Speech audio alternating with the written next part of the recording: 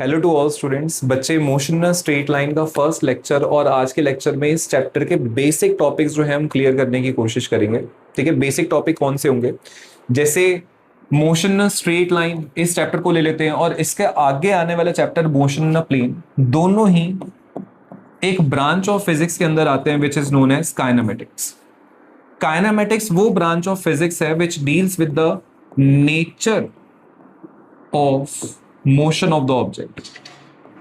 It only deals with the nature of motion of the object. इसका मतलब है कि हम सिर्फ इस चैप्टर में या फिर आगे आने वाले चैप्टर में पढ़ेंगे कि ऑब्जेक्ट ने डिस्टेंस कितना ट्रेवल करा, उसकी डिस्प्लेसमेंट क्या है, किस स्पीड से ऑब्जेक्ट चल रहा है, कितनी ऑब्जेक्ट की वेलोसिटी है, अगर वेलोसिटी चेंज कर रहा है तो उस ऑब्जेक्ट की एक्सेलरेशन कितनी होगी, या फिर ऑब्जेक्ट किस डायरेक्शन में जाने की कोशिश कर रहा है कि किस डायरेक्शन में मूव कर रहा है। ये सारी चीजें हमने ब्रांच ऑफ फिजिक्स में पढ़नी है which is known as kinematics. ठीक है, but this branch of physics doesn't deals with the reason behind these things. वो हमने कहां पर जाके पढ़नी है? डायनामिक्स में। वो भी आगे आने वाले चैप्टर में हम करेंगे बच्चे। जैसे आगे जाके force and laws of motion पढ़ेंगे, ग्रेविटेशन पढ़ेंगे, तो ये सारा डायनामिक्स वाला पार्ट जो है, रीजन वाला पार्ट जो है, वो हम उन चैप्टर्स में करने की कोशिश करेंगे। ठीक है, इसका एक एग्जाम्पल लेते हैं। जैसे फॉर एग्जाम्पल, मैंने इस पेन को छोड़ा, कुछ हाइट से छोड़ा, तो ये नीचे आना शुरू कर गया। अब हमें पता है कि जो फ्रीली फॉलिंग ऑब्जेक्ट है, जो फ्रीली फॉलिंग ऑब्जेक्ट है वो क्या करता है? एक्सेलरेट करता है। इतना तो हमें पता है कि जो फ्रीली फॉलिंग ऑब्जेक्ट है वो एक्सेलरेट करता है, और उसकी एक्सेलरेशन क्या होती है? 9.8 metre per second square. But हमने सिर्फ इतना, काइनेमेटिक्स में सिर्फ इतना पढ़ना है कि फ्रीली फॉलिंग ऑब्जेक्ट एक्सेलरेट कर रहा है। क्यों एक्सेलरेट कर रहा है वो हम जाके पढ़ेंगे डायनामिक्स में। ठीक है, तो अभी हम इस चैप्टर का मोशन स्ट्रेट लाइन के बेसिक टॉपिक्स जो हैं अभी हम शुरू कर रहे हैं। जैसे सबसे बेसिक टॉपिक इस चैप्टर का है, कब हम बोलेंगे कि एक ऑब्जेक्ट रेस्ट पर है या मोशन में है। कब बोलेंगे ऑब्जेक्ट रेस्ट पे है या ऑब्जेक्ट मोशन में है? बड़ी सिंपल सी टर्म से बचे, अगर एक ऑब्जेक्ट अपनी पोजीशन चेंज नहीं करेगा with respect to its surroundings. For example, आप बच्चे मेरे को ऑब्जर्व कर रहे हो, ठीक है, और मैं अपनी पोजीशन चेंज अगर नहीं करता with respect to my surroundings, मेरी सराउंडिंग क्या होगी? मेरा बोर्ड। ठीक है, तो अगर मैं अपनी पोजीशन चेंज नहीं करता with respect to my surrounding, तो मैं कैसे होऊंगा? इस एट स्टेट ऑफ रेस्ट। लेकिन अगर मैंने अपनी पोजीशन चेंज करनी शुरू कर दी with respect to my surroundings, तो मैं मूव करना शुरू कर दूंगा, आप मेरे को मोशन में देखोगे। ठीक है, तो ये सिंपल टर्म्स है। रेस्ट में कब बोलेंगे? जब एक ऑब्जेक्ट अपनी पोजीशन चेंज नहीं करेगा with respect to the surrounding. और मोशन में कब बोलेंगे? जब एक ऑब्जेक्ट अपनी पोजीशन चेंज करेगा with respect to its surroundings. But rest और मोशन जो है बच्चे, वो रिलेटिव टर्म्स हैं। मतलब it depends only on the frame of reference. Frame of reference का मतलब क्या है? या हम ये बोल सकते हैं कि ऑब्जर्वर के पर्सपेक्टिव के ऊपर डिपेंड करता है कि ऑब्जर्वर एक ऑब्जेक्ट को स्टेट ऑफ रेस्ट पे देख रहा है, स्टेट ऑफ मोशन पे देख रहा है। फॉर एग्जांपल, जैसे मान लेते हैं मैं एक ऑब्जेक्ट को ऑब्जर्व कर रहा हूं और मेरे फ्रेम ऑफ रेफरेंस में वो ऑब्जेक्ट क्या है? रेस्ट की पोजीशन पे। कोई दूसरा ऑब्जर्वर आया, उसी सेम ऑब्जेक्ट को ऑब्जर्व करेगा, तो क्या पता वो दूसरे वाला ऑब्जर्वर जो है वो उसको मोशन में देखे। सेम ऑब्जेक्ट मेरे फ्रेम में रेस्ट में है और सेम ऑब्जेक्ट दूसरे ऑब्जर्वर के फ्रेम में मोशन में है। इसको एक एग्जांपल लेके समझते हैं। ठीक है, एक एग्जांपल लेके समझते हैं। लेट्स से मेरे पास एक ट्रेन है और ट्रेन के अंदर दो ऑब्जेक्ट बैठे हुए हैं। इसको फर्स्ट ऑब्जेक्ट बोल देते हैं और इसको सेकंड ऑब्जेक्ट बोल देते हैं। This is a train. और सडनली ट्रेन जो है वो मोशन में आ गई, मूव करना शुरू कर गई, और इस ट्रेन के बाहर एक और ऑब्जर्वर है, इसको थर्ड दे देते हैं।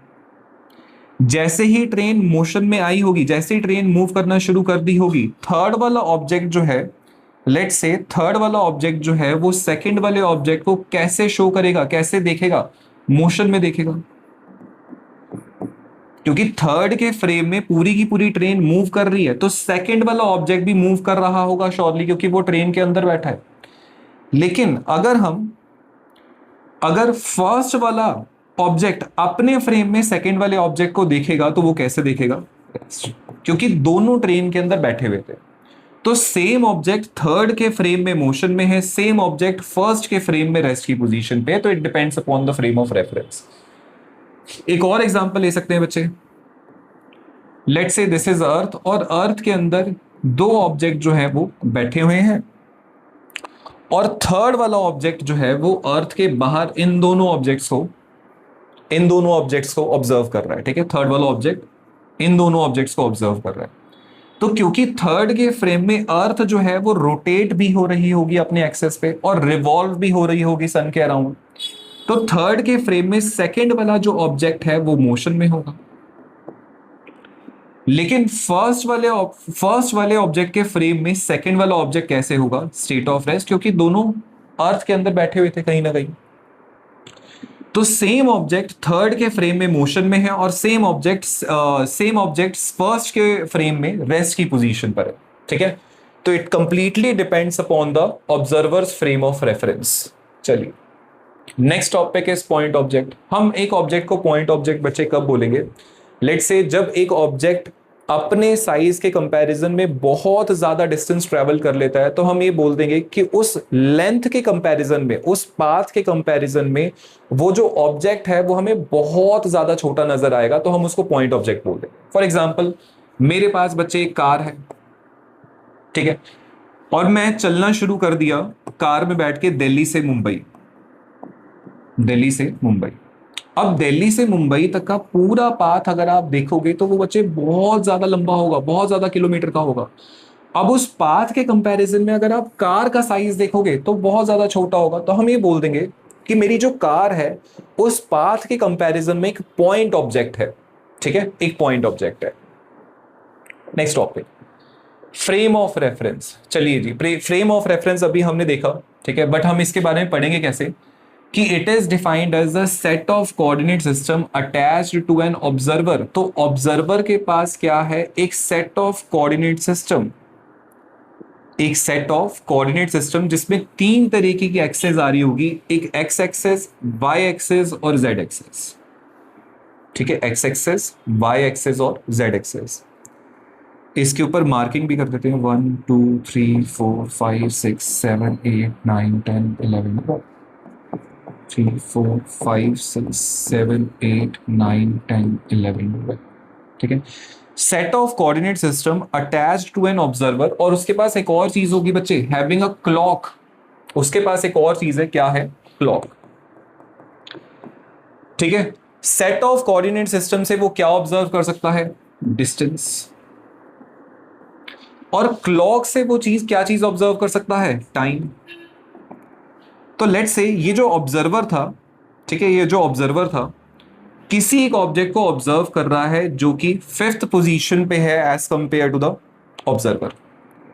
यहां से इसने डिस्टेंस ट्रैवल करना शुरू करा और ये 11th मार्किंग पे चले गया। तो कितना डिस्टेंस इसने ट्रैवल करा? ऑब्जर्वर जो है वो कितना डिस्टेंस ट्रैवल ऑब्जर्व करेगा इस ऑब्जेक्ट का? 1 unit, 2 unit, 3 unit, 4 unit, 5 unit, 6 unit. तो कितना डिस्टेंस इसने ट्रैवल करा? कितना डिस्टेंस इसने ट्रैवल करा? Let's say 6 metre. और लेट्स से इसके पास स्टॉप वॉच भी होगी। ठीक है, इसके पास स्टॉप वॉच भी होगी टाइम ऑब्जर्व करने के लिए, क्योंकि क्लॉक तो होनी जरूरी है। तो जैसे ही इसने डिस्टेंस ट्रैवल करना शुरू करा होगा, यहां से ऑब्जर्वर ने क्या करा होगा? स्टॉप वॉच ऑन कर दी होगी।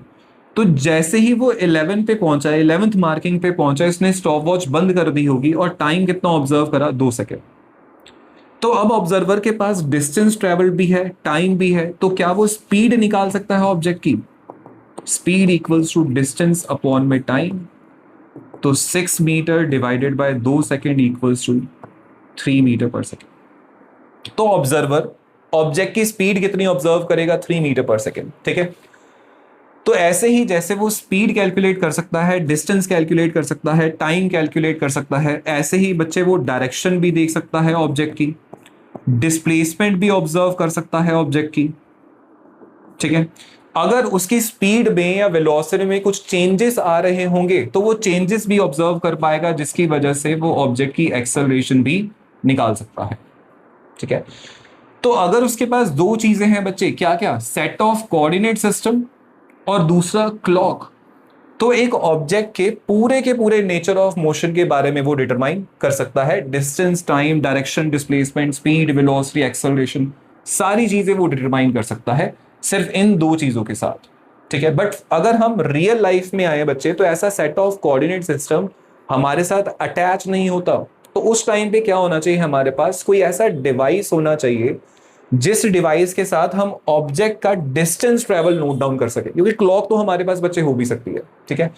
तो ऐसा कोई डिवाइस हो जिससे हम ऑब्जेक्ट का डिस्टेंस ट्रेवल कर सके, तो भी हमारे पास ये सारी चीजें आ सकती हैं। चलें आगे।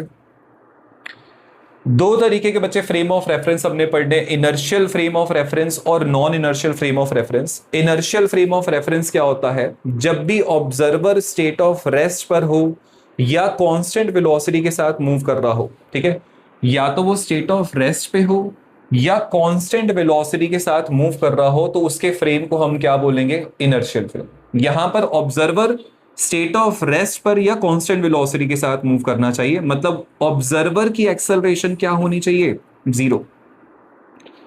अब मान लेते हैं ऑब्जर्वर की एक्सेलरेशन जो है वो 0 है। इसको एक एग्जांपल से समझते हैं। मान लेते हैं ऑब्जर्वर की जो एक्सेलरेशन है वो 0 है, ठीक है। जैसे फॉर एग्जांपल मैं रोड साइड पे चले गया, वहां पर खड़े होके सबको ऑब्जर्व कर रहा हूं, तो मैं ऑब्जर्वर जो हूं वो स्टेट ऑफ रेस्ट पे हूं। अगर मैं स्टेट ऑफ रेस्ट पे हूं तो मेरा फ्रेम कैसा होगा बच्चे, इनर्शियल फ्रेम में होगा, ठीक है। और दूसरा, या तो मैं बाइक पे बैठा हुआ हूं और कांस्टेंट वेलोसिटी से मूव कर रहा हूं, तो भी मेरा फ्रेम कैसा होगा, इनर्शियल फ्रेम। मेरी एक्सेलरेशन 0 होनी चाहिए, ऑब्जर्वर की एक्सेलरेशन इस फ्रेम में 0 होनी चाहिए, ठीक है। तो अगर मान लेते हैं यहां पर जिस ऑब्जेक्ट को हम ऑब्जर्व कर रहे हैं, अगर उसकी एक्सेलरेशन 0 होगी, अगर जिस ऑब्जेक्ट को हम ऑब्जर्व कर रहे हैं इसकी एक्सेलरेशन 0 होगी, तो हम ये बोल सकते हैं एक्सेलरेशन 0 क्यों है, बिकॉज इस ऑब्जेक्ट के ऊपर कोई फोर्स नहीं लग रही होगी। मतलब इनर्शियल फ्रेम ऑफ रेफरेंस जो है वो Newton's first law of motion को ओबे करता है कि अगर एक्सेलरेट नहीं हो रहा वो ऑब्जेक्ट, इसका मतलब उसके ऊपर कोई नेट फोर्स नहीं लग रही होगी जिसकी वजह से एक्सेलरेशन 0 आ रही है। या अगर जिस ऑब्जेक्ट को हम ऑब्जर्व कर रहे हैं उसके पास एक्सेलरेशन है, वो एक्सेलरेट कर रहा है, तो इसका मतलब हम बोल सकते हैं उसके ऊपर कोई ना कोई फोर्स भी जरूर लग रही होगी। एक्सेलरेशन 0 होगी तो उसके ऊपर कोई फोर्स नहीं लग रही होगी। अगर ऑब्जेक्ट एक्सेलरेट कर रहा है तो उसके ऊपर कोई ना कोई फोर्स जरूर लग रही होगी जिसकी वजह से वो एक्सेलरेट कर रहा है। इसे बोलते हैं इनर्शियल फ्रेम, ठीक है, इसे बोलते हैं इनर्शियल फ्रेम। और यहां पर हम बच्चे रीजन भी दे सकते हैं। देखिए, मान लेते हैं कि ऑब्जर्वर जो है वो रोड साइड के ऊपर खड़ा हुआ है और ये मूविंग बस को ऑब्जर्व कर रहा है, मूविंग बस को ऑब्जर्व कर रहा है, ठीक है। और इस बस के ऊपर कोई लगेज पड़ा हुआ था, let this be a luggage, ठीक है। और ये बस जो है वो एक्सेलरेट कर रही थी। सडनली बस में क्या हुआ, बस ने ब्रेक मारी तो लगेज जो है वो नीचे जाके गिर गया, ठीक है। बस ने ब्रेक मारी फिर भी वो एक्सेलरेट कर रही है, या एक्सेलरेट करने की बजाय हम बोल देते हैं कि वो रिटार्ड कर रही थी जब बस ने ब्रेक मारी। जब बस ने ब्रेक मारी होगी तो उसका मोशन कैसा होगा, रिटार्डिंग मोशन, मतलब उसकी स्पीड जो है वो डिक्रीज कर रही होगी। तो इसके ऊपर पड़ा हुआ लगेज जो है वो सामने जाके गिर गया, तो ये ऑब्जर्वर इस चीज को कैसे परसीव करेगा, इसका रीजन क्या देगा कि सर बस ने ब्रेक मारी, उसकी स्पीड कम हो गई, तो इनर्शिया की वजह से जो ऊपर लगेज था वो नीचे जाके गिर गया। उसके पास रीजन है देने के लिए। बट ऐसा नॉन इनर्शियल फ्रेम में नहीं होता, ऐसा नॉन इनर्शियल फ्रेम में नहीं होता। Non inertial frame inertial frame का बिल्कुल उल्टा होता है। नॉन इनर्शियल फ्रेम में ऑब्जर्वर जो है वो एक्सेलरेटिंग होता है, मतलब उसकी वेलोसिटी बार बार चेंज होती रहती है। फॉर एग्जांपल, मैं रोड के ऊपर बच्चे बाइक चला रहा हूं, बाइक चलाते चलाते ट्रैफिक आया, मैंने ब्रेक मारी, मेरी स्पीड जो है वो डिक्रीज होना शुरू हो गई। या फिर किसी बस से आगे जाने के लिए मैंने और ज्यादा रेस घुमाई, मैं एक्सेलरेट करना शुरू कर गया, तब जो मेरा फ्रेम ऑफ रेफरेंस होगा वो कैसा फ्रेम होगा, non inertial frame of reference होगा। और नॉन इनर्शियल फ्रेम में देखना बच्चे क्या होता है, मेरा फ्रेम जो होगा वो नॉन इनर्शियल होगा, ठीक है। अब देखिए, इसको समझने के लिए अब हम बस के अंदर का सिनेरियो लेते हैं कि बस जो है वो एक्सेलरेट कर रही थी, या शुरुआत में बस जो है वो स्टेट ऑफ रेस्ट पे थी, ठीक है। और मैं अंदर बैठा हूं, और मेरे साथ जिस ऑब्जेक्ट को मैं ऑब्जर्व करूंगा वो भी है अंदर ही। ये ऑब्जेक्ट है जिसको मैंने ऑब्जर्व करना है, ये ऑब्जर्वर है। This is an observer. Initially जो बस थी वो रेस्ट की पोजीशन पे थी। सडनली बस ने एक्सेलरेट करा और वो मूव करना शुरू कर दिया। जैसे ही बस स्टार्ट हुई तो ये ऑब्जेक्ट जो है वो थोड़ा सा पीछे की तरफ जाएगा। ठीक है, अब मैं ऑब्जर्वर हूं बच्चे, या बस के अंदर जो बैठा हुआ है, जैसे ही बस एक्सेलरेट हुई ये वाला ऑब्जर्वर भी एक्सेलरेट होना शुरू कर दिया होगा इसने भी। तो ऑब्जर्वर का जो फ्रेम ऑफ रेफरेंस है वो कैसा है? इनर्शियल फ्रेम है, नॉन इनर्शियल फ्रेम है। ठीक है, नॉन इनर्शियल फ्रेम है। जैसे ही बस स्टार्ट हुई, बस ने क्या करा? एक्सेलरेट होना शुरू हुई, ऑब्जर्वर भी एक्सेलरेट हो रहा है, तो ऑब्जर्वर का फ्रेम कैसा है? नॉन इनर्शियल फ्रेम है। जैसे ही बस एक्सेलरेट हुई, ऑब्जेक्ट जो है थोड़ा सा पीछे की तरफ जाके गिरेगा। अब ये वाला जो ऑब्जर्वर होगा जिसका फ्रेम नॉन इनर्शियल है, वो इस चीज को कैसे परसीव करेगा? वो ये बोलेगा यार इसके ऊपर कोई फोर्स तो लग नहीं रही है, इसके ऊपर कोई फोर्स तो लग नहीं रही है, ये फिर भी एक्सेलरेट कर रहा है, पीछे की तरफ एक्सेलरेट कर रहा है क्योंकि बस आगे की तरफ गई। ठीक है, तो ये अपनी तरफ से क्या करेगा?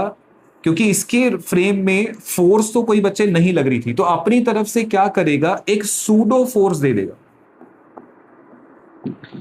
इस सिनेरियो को एक्सप्लेन करने के लिए कि जैसे ही बस एक्सेलरेट हुई, इसके ऊपर कोई फोर्स नहीं लग रही थी, फिर भी ऑब्जेक्ट पीछे की तरफ क्यों गया, ये अपनी तरफ से एक सूडो फोर्स दे देगा, मतलब फॉल्स फोर्स दे देगा इस सिनेरियो को एक्सप्लेन करने के लिए। ठीक है, तो जब भी हम नॉन इनर्शियल फ्रेम में होते हैं और जिस ऑब्जेक्ट को ऑब्जर्व कर रहे हैं वो एक्सेलरेट कर रहा है, वो भी एक्सेलरेट कर रहा है, बट उसके ऊपर कोई फोर्स नहीं लग रही, तो हम अपनी तरफ से कोई सूडो फोर्स अप्लाई कर देते हैं या सूडो फोर्स प्रोवाइड कर देते हैं ताकि उस सिनेरियो को हम एक्सप्लेन कर सकें।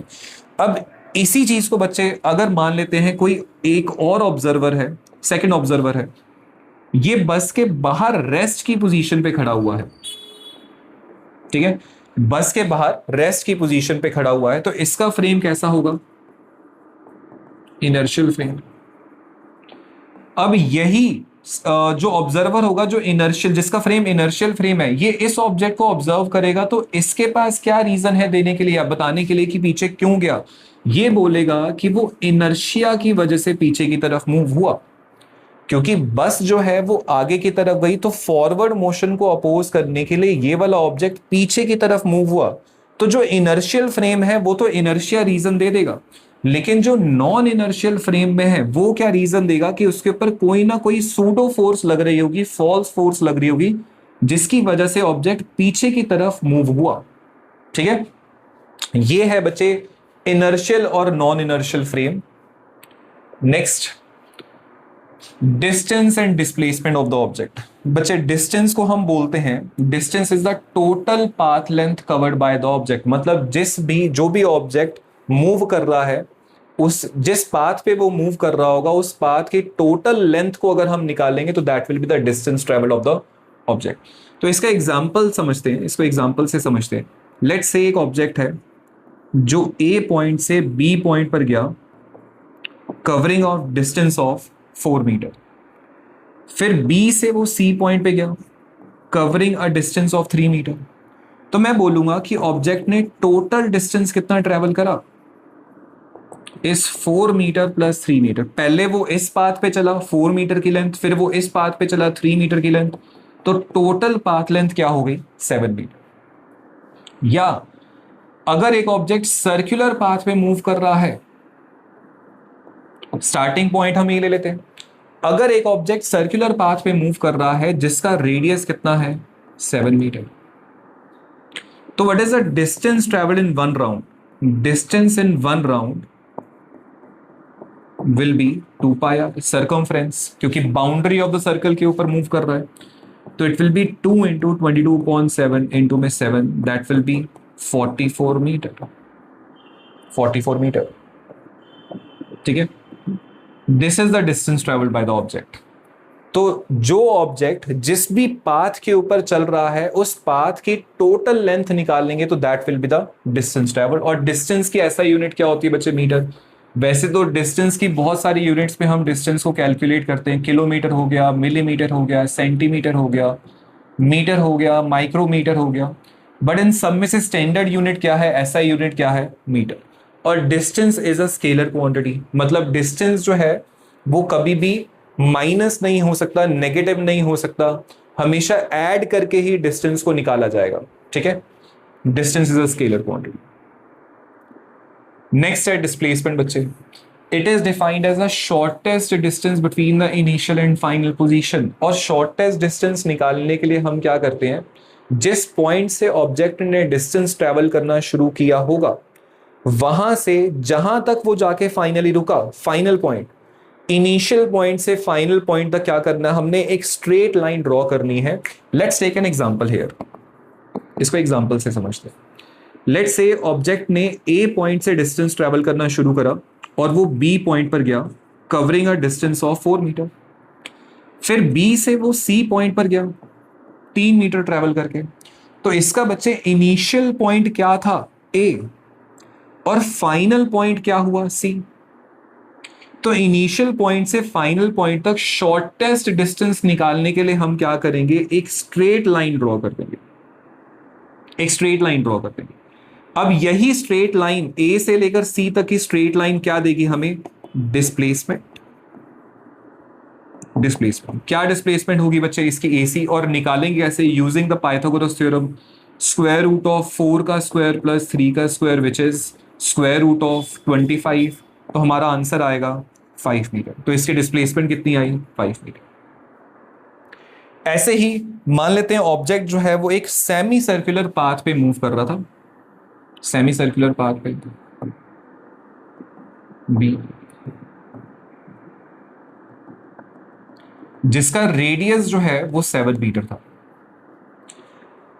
अब इसका डिस्टेंस बच्चे अगर हम निकालेंगे तो distance would be pi r, because उसने ट्रेवल ए से लेकर बी तक करा on a semi circular path. And what is the circumference of semi circle? 2 pi are.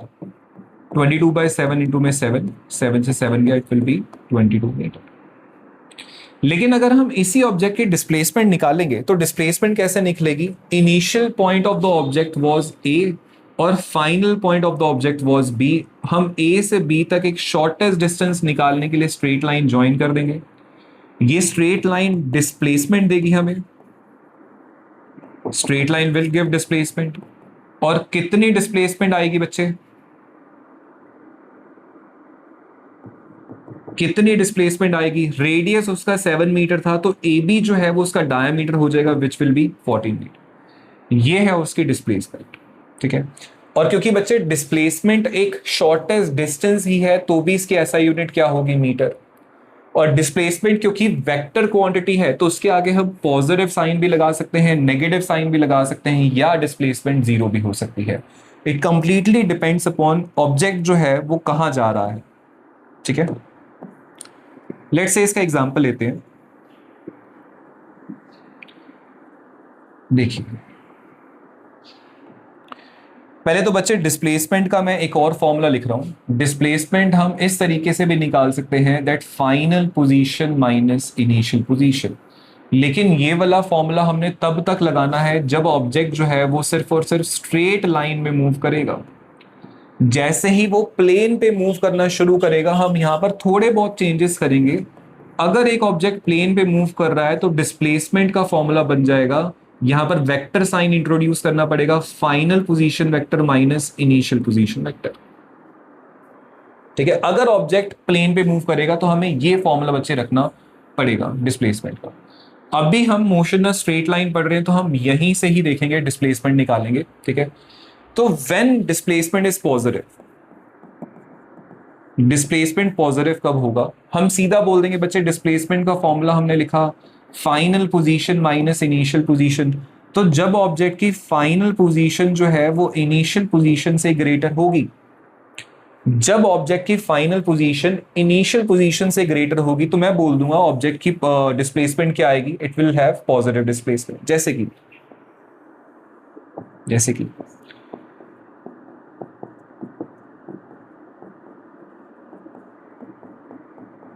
ठीक है -1 मान लेते हैं। 0 जो है वो इस बार मेरा रेफरेंस पॉइंट है। This is the reference point. Reference point क्या होता है? जहां से मैं सारी कैलकुलेशंस जो है वो करना शुरू करता हूं, या ऑब्जेक्ट जब भी डिस्टेंस ट्रैवल करेगा मैं हमेशा डिस्टेंस ट्रैवल जो है वो इसी रेफरेंस पॉइंट से देखूंगा। ठीक है, मान लेते हैं ऑब्जेक्ट जो है वो इनिशियली थर्ड पोजीशन पे प्रेजेंट है, तो रेफरेंस पॉइंट से what will be the initial position of the object? 1 unit, 2 unit, 3 unit. Initial position is 3। यहां से ऑब्जेक्ट चले गया 8th पोजीशन पे, तो with respect to this reference point object की फाइनल पोजीशन क्या होगी? 1 2 3 4 5 6 7 8। तो what will be the displacement of the object? Displacement will be final position minus initial position, 8 - 3 that is +5।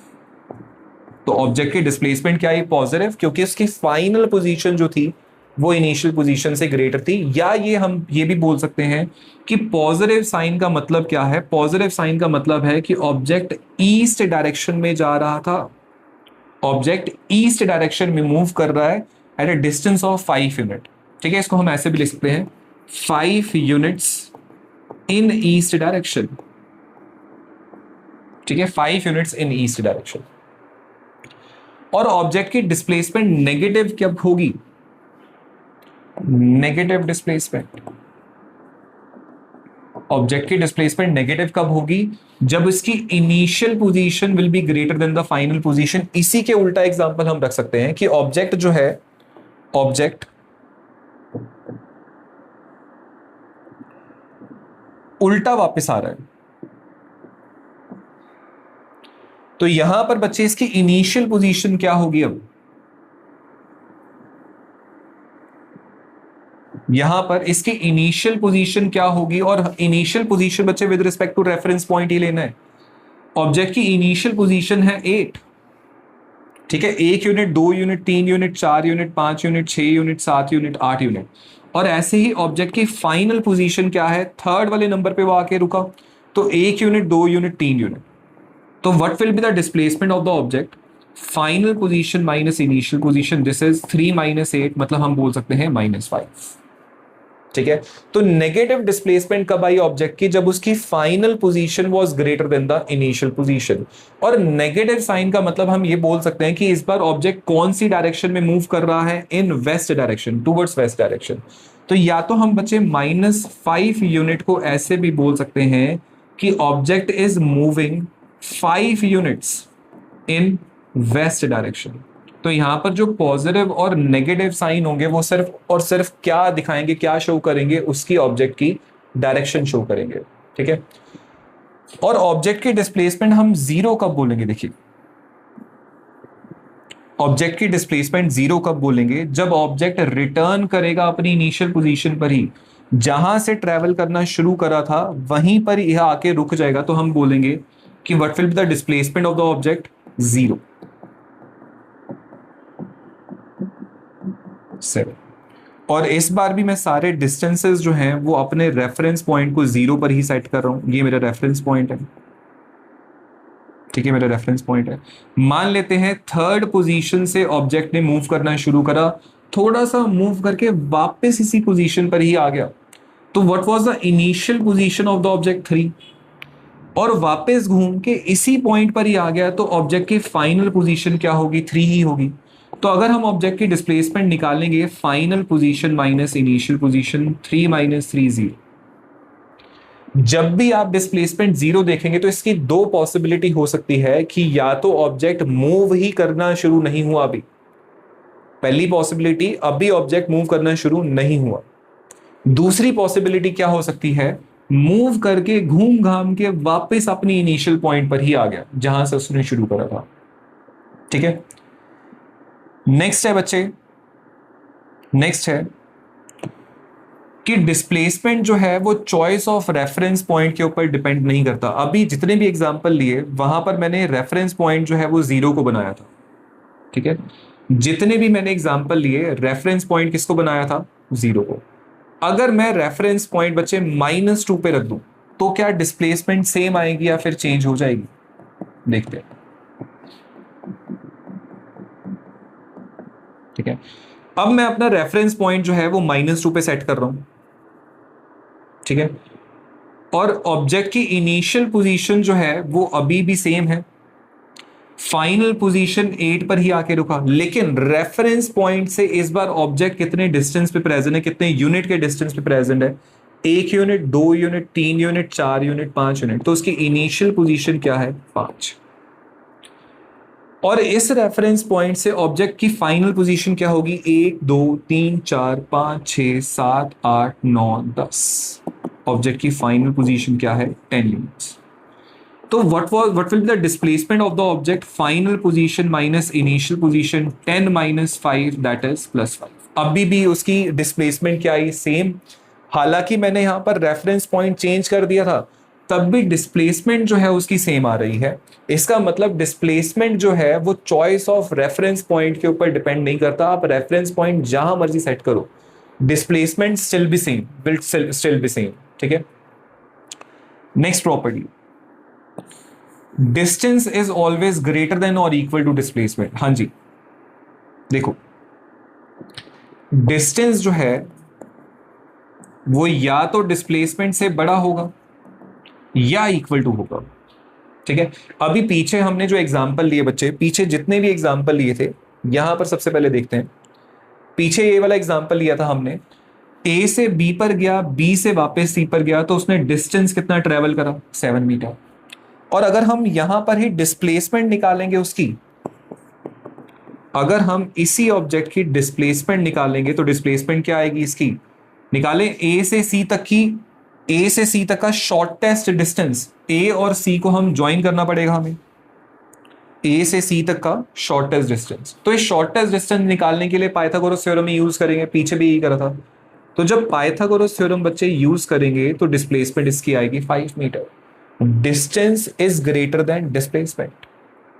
अगर हम यहां पर बच्चे डिस्प्लेसमेंट निकालते हैं, ठीक है, ऑब्जेक्ट ए पॉइंट से शुरू कर रहा था मूव करना, एंटी क्लॉकवाइज डायरेक्शन में मूव कर रहा है और वापस ए पॉइंट पर आ गया, तो अभी इसकी डिस्प्लेसमेंट क्या होगी, 0 मीटर। क्यों, जिस पॉइंट से शुरू करा था वापस घूम के उसी पॉइंट पर ही आ गया, तो उसकी डिस्प्लेसमेंट क्या हुई, 0 मीटर। तो अभी भी डिस्टेंस जो है वो डिस्प्लेसमेंट से बड़ा है, और यहां पर भी यही था, डिस्टेंस जो था डिस्प्लेसमेंट से बड़ा था। तो जब भी ऑब्जेक्ट स्ट्रेट लाइन के अलावा किसी भी पाथ पे मूव करेगा, जब भी ऑब्जेक्ट स्ट्रेट लाइन के अलावा किसी भी पाथ पे मूव करेगा, distance will be always greater than the displacement. और ऐसे ही अगर हम स्ट्रेट लाइन पे ऑब्जेक्ट को मूव करवाते, जैसे मान लेते हैं यहां से ऑब्जेक्ट ने शुरू करा और यहां पर जाके डिस्टेंस ट्रेवल करना खत्म कर दिया, ए से बी तक कितना डिस्टेंस ट्रेवल करा, 10 किलोमीटर तक का, तो उसका डिस्टेंस तो आ गया बच्चे, उसका डिस्टेंस तो आ गया 10 किलोमीटर, लेकिन इसकी डिस्प्लेसमेंट क्या होगी, इसके डिस्प्लेसमेंट क्या होगी, initial point was A, final point was B, तो ए से बी तक का अगर हम शॉर्टेस्ट डिस्टेंस निकालेंगे, यही स्ट्रेट लाइन होगा, तो उसकी डिस्प्लेसमेंट भी 10 किलोमीटर। तो जब भी ऑब्जेक्ट स्ट्रेट लाइन पे ट्रेवल करेगा, उसका डिस्टेंस और डिस्प्लेसमेंट सेम होगा। स्ट्रेट लाइन के अलावा किसी भी पाथ पे ट्रेवल करेगा, उसका डिस्टेंस हमेशा बड़ा आएगा as compare to displacement. But इसमें भी बच्चे एक चेंज है, देखना, स्ट्रेट लाइन में ट्रेवल तो कर रहा है लेकिन मुड़ के पीछे वापस नहीं आना चाहिए। इन केस अगर ऐसा होता है, अगर इन केस ऐसा होता है कि बी पर जाते ही वो वापस पीछे ट्रेवल करना शुरू कर दिया था, और वापस पीछे कितना ट्रेवल करा, 2 किलोमीटर। अब इसका डिस्टेंस कितना आएगा, टोटल डिस्टेंस, ए से बी तक गया था पहले 10, फिर बी से सी पर वापस आया +2, 12 किलोमीटर। लेकिन डिस्प्लेसमेंट क्या होगी इसकी, ध्यान से देखना, डिस्प्लेसमेंट क्या होगी, इनिशियल पॉइंट वाज ए, अब फाइनल पॉइंट बी की बजाय क्या हो गया, सी। तो इन दोनों के बीच में जो शॉर्टेस्ट पाथ होगा वो क्या होगा, एसी। तो एसी डिस्प्लेसमेंट है, एसी कैसे निकालेंगे, ए बी में से बीसी माइनस कर दो, मतलब 10 - 2, 8 किलोमीटर।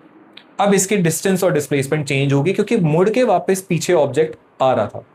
ठीक है, तो जब भी एक ऑब्जेक्ट स्ट्रेट लाइन में ट्रेवल करता रहेगा, जब तक स्ट्रेट लाइन में ट्रेवल कर रहा है तब तक उसकी डिस्टेंस और डिस्प्लेसमेंट सेम रहेगी। उस स्ट्रेट लाइन को छोड़ के वापस आ जाए या किसी भी पाथ पे ट्रेवल करना शुरू कर दे तो उसका डिस्टेंस हमेशा बड़ा होगा as compare to displacement. Next है स्पीड बच्चे। स्पीड को हम कैसे डिफाइन करते हैं? इट इज डिफाइंड एज, मैं यहां पे लिख सकता हूं, rate of change of distance. Object कितनी जल्दी अपना डिस्टेंस चेंज कर रहा है, this is known as speed. ठीक है, ऑब्जेक्ट कितनी जल्दी अपना डिस्टेंस चेंज कर रहा है। तो मान लेते हैं जैसे मैं बहुत ज्यादा टाइम लगा रहा हूं अपना डिस्टेंस चेंज करने में, टाइम ज्यादा लग रहा है। तो अगर टाइम ज्यादा लगेगा डिस्टेंस चेंज करने के लिए, टाइम ज्यादा लगेगा तो स्पीड मेरी कम होगी। लेकिन अगर मैं बहुत कम टाइम लगा रहा हूं, इसका मतलब मैं जल्दी डिस्टेंस चेंज कर रहा हूं, जैसे ये या फिर ये, बहुत जल्दी डिस्टेंस चेंज कर रहा हूं, डिस्टेंस चेंज करने का टाइम कम है, तो मेरी स्पीड क्या होगी? ज्यादा। तो हम स्पीड को कैसे डिफाइन कर सकते हैं? Rate of change of distance of the object. कितनी जल्दी ऑब्जेक्ट डिस्टेंस चेंज कर पा रहा है या कितना टाइम लगा रहा है अपना डिस्टेंस चेंज करने में। ठीक है, स्पीड भी बच्चे एक स्केलर क्वांटिटी है, इसका मतलब हम इसको पॉजिटिव ले सकते हैं, नेगेटिव साइन नहीं लगा सकते इसके बाद। पॉजिटिव हो सकता है, जीरो हो सकता है, but it can never be negative, क्योंकि पॉजिटिव और नेगेटिव साइन मेनली क्या बताता है हमें? डायरेक्शन। ठीक है, तो इसलिए हम इसके साथ नेगेटिव साइन नहीं दे सकते, या तो ये पॉजिटिव होगा या तो ये जीरो होगा। ठीक है, और स्पीड की बच्चे एसआई यूनिट क्या होती है? Metre per second. SI unit of speed is metre per second. लेकिन हम इंडिया में कितनी कौन सी यूनिट में स्पीड को कैलकुलेट करते हैं? हम इंडिया में कैलकुलेट करते हैं किलोमीटर पर आवर में। और कन्वर्जन कैसे करना है? जैसे मान लेते हैं first conversion is kilometre per hour से अगर मुझे मीटर पर सेकेंड में जाना है तो मैं क्या करूंगा? उस नंबर को मल्टीप्लाई कर दूंगा 5/18 से। जैसे एग्जांपल कि अगर मुझे 36 किलोमीटर पर आवर को मीटर पर सेकेंड में कन्वर्ट करना है तो मैं क्या करूंगा? 36 इंटू 5/18, ये 1 पे 2 पे, answer will be 10 metre per second. और इसी से उल्टा कन्वर्जन, अगर मुझे मीटर पर सेकेंड से किलोमीटर पर आवर में जाना है तो मैं उस नंबर को मल्टीप्लाई कर दूंगा 18/5 से। इसी चीज को ले लेते हैं, अगर मैं 10 मीटर पर सेकेंड को कन्वर्ट करना चाहूं किलोमीटर पर आवर में तो 18/5 से मल्टीप्लाई कर दो, it will B 36 kilometre per hour. ठीक है, 36 किलोमीटर पर आवर। तो ये स्पीड है बच्चा हमारा। नेक्स्ट है, 4 तरीके के बच्चे हमने स्पीड पढ़नी है: uniform speed, non uniform speed, average speed और इंस्टेंटेनियस स्पीड। ठीक है, अब what is uniform speed? An object is said to be moving with uniform speed if it covers equal distances in equal intervals of time. अगर वो equal distance cover करे in equal intervals of time में तो हम बोलते हैं कि उसकी speed क्या है? यूनिफॉर्म। या फिर वो कैसे ट्रेवल कर रहा है? कांस्टेंट स्पीड के साथ ट्रेवल कर रहा है। किस स्पीड के साथ ट्रेवल कर रहा है? Constant speed. तो यहां पर एक एग्जांपल से समझते हैं इसको। देखो, लेट्स से इनिशियली ऑब्जेक्ट जो था वो ए पॉइंट पे था, 0 मीटर 0 सेकेंड, और टाइम मैं 0 सेकेंड क्यों ले रहा हूं? क्योंकि जो भी ऑब्जर्वर इसको ऑब्जर्व कर रहा होगा, इस ऑब्जेक्ट को ऑब्जर्व कर रहा होगा, उसने अभी स्टॉप वॉच ऑन नहीं करी थी। ठीक है, इसलिए यहां पर 0 सेकेंड लिखा हुआ है। तो लेट्स से इस ऑब्जेक्ट ने ए से बी पर गया, ये ऑब्जेक्ट 10 मीटर का डिस्टेंस ट्रेवल करा, बी से सी पर क्या, दोबारा से 10 मीटर का डिस्टेंस ट्रेवल करा, तो टोटल डिस्टेंस इसका हो गया 20 मीटर। सी से डी पर जाने में अनदर 10 मीटर का डिस्टेंस ट्रेवल करा, 30 मीटर, एंड देन डी से ई पर जाने में अनदर 10 मीटर का डिस्टेंस ट्रेवल करा, तो इट विल बी 40 मीटर। अब टाइम की वेरिएशन देखना, ए से बी तक जाने में बच्चे इसने लगाया टाइम 5 सेकेंड, बी से सी तक जाने में इसने अनदर 5 सेकेंड लगाए, तो टोटल टाइम 10 सेकेंड हो गया। सी से डी तक जाने में अनदर 5 सेकेंड और डी से ई पर जाने में अनदर 5 सेकेंड, तो इट विल बी 20 सेकेंड्स। अब देखो, ए से बी तक इसने कितना डिस्टेंस ट्रेवल करा? 10 मीटर। कितने टाइम के गैप में? 5 सेकेंड। बी से सी तक कितना डिस्टेंस ट्रेवल करा, 10 मीटर, ठीक है, क्योंकि टोटल डिस्टेंस 20 है, ये 10 है, माइनस कर दोगे तो दिस विल बी 10 मीटर। कितने टाइम के गैप में, 5 सेकेंड। सी से डी तक जाने में दोबारा से इसने 10 मीटर का डिस्टेंस 5 सेकेंड में, और डी से ई तक जाने में दोबारा से 10 मीटर इन 5 सेकेंड्स। तो ऑब्जेक्ट इक्वल डिस्टेंसेस ट्रेवल कर रहा है in equal intervals of time, तो हम बोल देंगे कि ऑब्जेक्ट जो है वो किस स्पीड के साथ मूव कर रहा है, कांस्टेंट स्पीड के साथ मूव कर रहा है। अगर आप इन्हीं पोजीशंस पे, ठीक है, इन इंटरवल्स ऑफ टाइम के बीच में इसकी स्पीड निकालेंगे तो speed is distance divided by time, 2 metre per second. B से सी तक की स्पीड निकालेंगे तो डिस्टेंस डिवाइडेड बाय टाइम, यहां पर भी बचे 2 मीटर पर सेकेंड। सी से डी तक की स्पीड निकालेंगे तो distance divided by time 2 metre per second, और यहां पर भी 2 मीटर पर सेकेंड। तो हर एक पोजीशन के बीच में इसकी स्पीड क्या आ रही है, 2 metre per second, 2 metre per second. तो ऑब्जेक्ट जो है वो कांस्टेंट स्पीड के साथ मूव कर रहा है। नेक्स्ट है नॉन यूनिफॉर्म स्पीड, ठीक है। यूनिफॉर्म स्पीड का उल्टा, यहां पर दो पॉसिबिलिटीज निकलती बच्चे हमारे पास। अगर ऑब्जेक्ट, पहली चीज देखना, अगर ऑब्जेक्ट अनइक्वल डिस्टेंस ट्रेवल करे in equal intervals of time, ठीक है, अगर ऑब्जेक्ट अनइक्वल डिस्टेंसेस ट्रेवल करे in equal intervals of time, या इससे उल्टा अगर ऑब्जेक्ट इक्वल डिस्टेंस ट्रेवल करे in equal intervals of time. ये दो पॉसिबिलिटीज हमारे पास है, unequal distance in equal time या equal distances in unequal time. दोनों पॉसिबिलिटीज में ही हमारी स्पीड कैसे आएगी, कांस्टेंट नहीं आएगी। इसको हम बोल सकते हैं वेरिएबल स्पीड, ठीक है, इसको क्या बोल सकते हैं, वेरिएबल स्पीड। स्पीड जो है वो डिफरेंट होगी अलग अलग पॉइंट पे या अलग अलग पॉइंट्स के बीच में।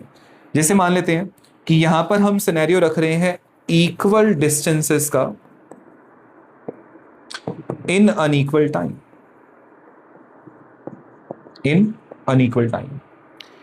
अब ए पर 0 मीटर इन टाइम 0 सेकेंड, क्योंकि ऑब्जर्वर ने स्टॉप वॉच ऑन नहीं करी होगी। ये जब ऑब्जेक्ट मूव करना शुरू करेगा तब ऑब्जर्वर अपनी स्टॉप वॉच ऑन करेगा। ए से बी पर गया, covering a distance of 10 metre. B से सी पर गया अनदर 10 मीटर, तो टोटल डिस्टेंस 20 हो गया। सी से डी पर अनदर 10 मीटर, तो टोटल 30 हो गया, एंड देन टोटल 40। कितने टाइम में कवर करा, मान लेते हैं यहां पर इसे 5 सेकेंड लगे, ठीक है। फिर उसके बाद हम ले लेते हैं यहां पर इसे लगे होंगे 15 सेकेंड, फिर उसके बाद ले लेते हैं 30 सेकेंड्स, और फिर यहां पर रख देते हैं 35 सेकेंड्स। अब देखते हैं डिस्टेंस और टाइम की वेरिएशन क्या है। ए से बी तक कितना डिस्टेंस कवर करा, 10 मीटर का, कितने टाइम में, 5 सेकेंड में, ठीक है। बी से सी तक कितना डिस्टेंस कवर करा, 10 मीटर का, कितने टाइम में, 10 सेकेंड में।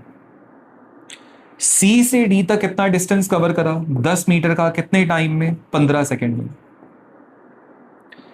डी से ई तक कितना डिस्टेंस कवर करा, 10 मीटर का, कितने टाइम में, 5 सेकेंड। तो ए से बी तक की स्पीड क्या आएगी, डिस्टेंस अपॉन टाइम। ए से बी तक की स्पीड क्या आएगी, distance divided by time, 2 metre per second. B से स्पीड सी तक की स्पीड क्या आएगी, डिस्टेंस अपॉन में time, 1 metre per second. C से डी तक की स्पीड क्या आएगी, डिस्टेंस अपॉन में टाइम, ये हो जाएगा 2/3 मीटर पर सेकेंड, 0.67 समथिंग आ जाएगा बच्चा। और डी से ई तक की अगेन 2 मीटर पर सेकेंड। तो हम ये बोल देंगे कि ऑब्जेक्ट जो है अगर इक्वल डिस्टेंस ट्रेवल करेगा इन अनइक्वल टाइम में, तो ऑब्जेक्ट जो है वो वेरिएबल स्पीड के साथ मूव कर रहा होगा, सेम स्पीड के साथ मूव नहीं करेगा, या कांस्टेंट स्पीड के साथ मूव नहीं करेगा, वेरिएबल स्पीड के साथ मूव करेगा। या इसमें एक और सिनेरियो ले सकते हैं। अब देखिए,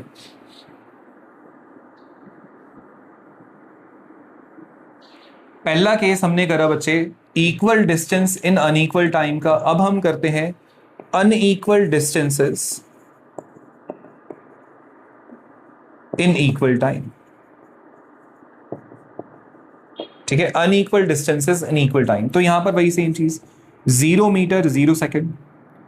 ऑब्जेक्ट ने ट्रेवल करना शुरू करा तो ए से बी तक कितना डिस्टेंस मूव करा, 10 मीटर। फिर बी से सी पर अनदर 5 मीटर मूव करा होगा, तो टोटल कितना हो जाएगा, 15 मीटर। फिर सी से डी तक टोटल हम ले लेते हैं 30, एंड देन डी से ई पर हम ले लेते हैं 35, ठीक है। कितने टाइम में, इक्वल इंटरवल्स ऑफ टाइम, तो 5 सेकेंड, 10 सेकेंड, 15 सेकेंड और 20 सेकेंड। ठीक है, हर एक में टाइम का गैप जो है वो सेम लिया गया है। तो ए से बी तक ऑब्जेक्ट ने कितना डिस्टेंस मूव करा, हम ले लेते हैं 10 मीटर। कितने टाइम में बच्चे, 5 सेकेंड में। बी से सी तक कितना डिस्टेंस मूव करा, 5 मीटर। कितने टाइम में, 5 सेकेंड में। सी से डी तक कितना डिस्टेंस मूव करा, 15 मीटर का। कितने टाइम में, 5 सेकेंड में। और यहां पर 5 मीटर इन 5 सेकेंड। तो unequal distance in equal time में भी ऑब्जेक्ट की स्पीड वेरिएबल आने वाली है। डिस्टेंस अपॉन में टाइम, यहां पर स्पीड थी ऑब्जेक्ट की 2 मीटर पर सेकेंड, यहां पर ऑब्जेक्ट की स्पीड थी 1 मीटर पर सेकेंड, यहां पर थी 3 मीटर पर सेकेंड, और ज्यादा तेजी से मूव करना शुरू कर दिया, और यहां पर दोबारा से 1 मीटर पर सेकेंड। तो चाहे हम दोनों में से कोई सा भी केस ले, पहला equal distances in unequal time या unequal distances in equal intervals of time, दोनों ही केसेस में ऑब्जेक्ट किस स्पीड के साथ मूव करेगा, object will be moving with variable speed. ठीक है, नेक्स्ट चलो जी, average speed. Average speed is defined as the ratio of total distance travel to the total time taken. अब बच्चे एवरेज स्पीड में ना बच्चे बहुत ज्यादा कंफ्यूज होते हैं, क्यों? बिकॉज देखो, अब ये वर्ड देखते हैं बच्चे, एवरेज लिखा हुआ है यहाँ पे। अब ये क्या करते हैं बच्चे कि पहले वो स्पीड v1 से मूव कर रहा होगा, फिर स्पीड v2 से मूव कर रहा होगा, फिर स्पीड v3 से मूव कर रहा होगा। तो एवरेज निकालने का मतलब है वो लिटरली स्पीड की एवरेज निकालना शुरू कर देते हैं कि सम ऑफ ऑब्जर्वेशंस अपॉन में टोटल नंबर ऑफ ऑब्जर्वेशन। तो ये फॉर्मूला बच्चे गलत है। ये एवरेज स्पीड का एक केस तो निकल सकता है, बट जनरली हमने ये वाला फॉर्मूला कभी भी एवरेज स्पीड का यूज नहीं करना। ठीक है, हम कौन सा फॉर्मूला यूज करेंगे, total distance divided by total time. ठीक है, total distance divided by total time. अब एवरेज स्पीड का मतलब क्या देखो, और कौन से केस में एवरेज स्पीड कैलकुलेट की जाती है, जब ऑब्जेक्ट वेरिएबल स्पीड के साथ मूव कर रहा होगा। जब ऑब्जेक्ट वेरिएबल स्पीड के साथ मूव कर रहा होगा तभी हम किसी भी ऑब्जेक्ट की एवरेज स्पीड निकालते हैं। ठीक है, और निकालने का मतलब क्या है, जैसे मान लेते हैं कि ऑब्जेक्ट जो है वो ट्रैवल करना शुरू करा। ठीक है, एक ऑब्जेक्ट ट्रैवल करना शुरू करा, ठीक है, ए पॉइंट से बी पॉइंट, फिर बी से सी पॉइंट पे गया। ए से बी पर वो कितनी स्पीड के साथ मूव कर रहा है, let's say 20 kilometre per hour. ठीक है, और बी से सी तक कितनी स्पीड से मूव कर रहा है, let's say 30 kilometre per hour. ए से बी पर 20 किलोमीटर पर आवर और बी से सी पर 30 किलोमीटर पर आवर। ए से बी तक कितना डिस्टेंस उसने मूव करा, लेट्स से 5 किलोमीटर, और बी से सी तक भी 5 किलोमीटर। और ये जो फर्स्ट ऑब्जेक्ट ट्रेवल कर रहा था वो यहां पर आया। ठीक है, यहां पर आके इसको इसका फ्रेंड मिला, लेट्स से इसके फ्रेंड ने इससे पूछा कि मेरे को एक वैल्यू ऑफ स्पीड बता जिस वैल्यू ऑफ स्पीड से पूरे रास्ते पर तू घूम के आया। इसके फ्रेंड ने इसको बोला कि मेरे को एक वैल्यू ऑफ स्पीड बता जिस वैल्यू ऑफ स्पीड से तू पूरे रास्ते पे घूम के आया। तो इसके पास बोलने के लिए तो बच्चे कुछ भी नहीं है, क्योंकि आधे रास्ते पे वो 20 किलोमीटर पर आवर की स्पीड से चला है और आधे रास्ते पे 30 किलोमीटर पर आवर की स्पीड से। तो अब ये क्या करेगा, अपना दिमाग लगाएगा और इसको बोल देगा कि पूरे रास्ते पे मैं एवरेजली इतनी स्पीड से चल के आया हूं। तो ये ना ये वाली स्पीड बताएगा ना ये वाली स्पीड बताएगा, एक नई स्पीड को इंट्रोड्यूस करेगा जिसे बोलते हैं एवरेज स्पीड। ठीक है, और एवरेज स्पीड निकालेंगे कैसे, total distance divided by total time.